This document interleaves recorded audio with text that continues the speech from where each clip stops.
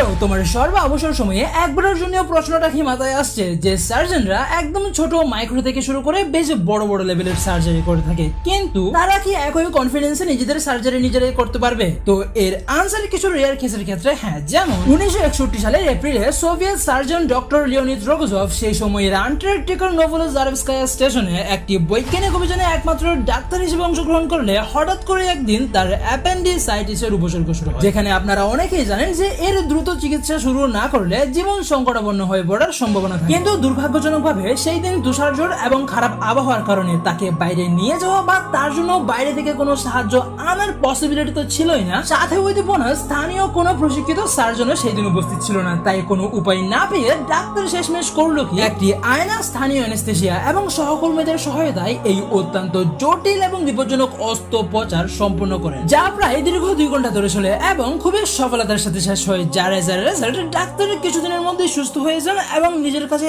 আবার ফিরে যান। আর একেই হয়তো লাইক এ কিলার মাইন্ডসেট বলা হয়।